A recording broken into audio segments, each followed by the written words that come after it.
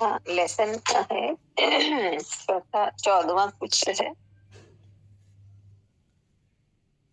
मैं आश्चर्यमय हूँ,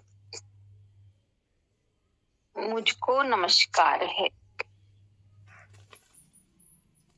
मेरा कुछ भी नहीं है अथवा मेरा सब कुछ है, जो मन और वाणी का विषय है।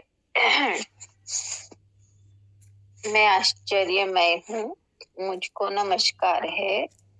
मेरा कुछ भी नहीं है अथवा मेरा सब कुछ है, जो मन और वाणी का विषय है। इसमें बता रहे हैं राजा जनक आत्मा के बारे में कहते हैं कि मैं आत्म रूप हूँ, अतः मेरा कुछ भी नहीं है। मेरा वही होता है जहाँ किसी को अधिकृत कर रखा हो।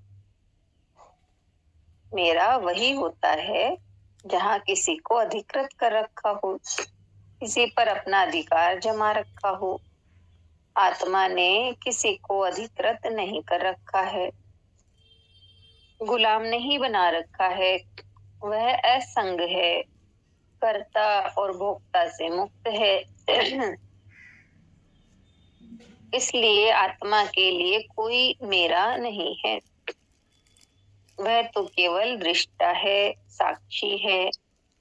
उसकी उपस्थिति में ही सब हो रहा है। साथ ही जनक कहते हैं कि सब कुछ मेरा है, यानी सब कुछ आत्मा का है। यह सारी सृष्टि उस आत्मा का ही खेल है, उसी का नृत्य है, उसी की लीला है। वह कुछ नहीं करते हुए भी सब कुछ उसी से हो रहा है, किंतु वह किसी में लिप्त नहीं है। ये सभी सांसारिक भोग मन और इंद्रियों के विषय हैं, आत्मा के नहीं।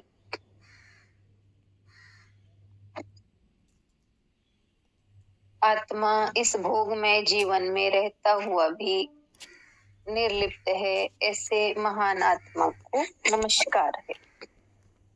नहीं है सूत्र।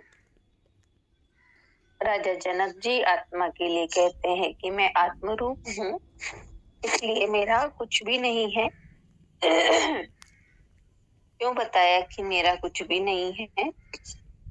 क्योंकि जहां पर मेरा वही होता है जहां पर हमने हमारे अधिकार की भावना है। जैसे अभी हम कहते हैं मेरा घर, मेरे बच्चे, मेरे पैसे, मेरा परिवार, तो ये हम मेरा कह रहे हैं, इसलिए हम इन पे अधिकार जमाते हैं। लेकिन जब आत्म भाव में आ जाते हैं तो आत्मा किसी को भी अपना अधिकार नहीं जमाती, अपना गुलाम नहीं बना के रखती, क्योंकि आत्मा असंग है। इस शरीर में रहते हुए भी शरीर से अलग ही है, असंग है, कर्ता और भोक्ता से मुक्त है। यानी ना वो करती है ना वो भोगती है कुछ। इसलिए आत्मा के लिए कोई मेरा नहीं है, सब कुछ उसकी उपस्थिति से हो रहा है। फिर कहा कि सब कुछ मेरा है, यानी जनक कह रहे हैं कि सब कुछ मेरा है, यानी सब कुछ आत्मा का है। यानी ये आत्मा जो विश्वात्मा कह रहे हैं, इस आत्मा से ही तो सारी सृष्टि चल रही है। तो यानी वैसे सब कुछ आत्मा का है,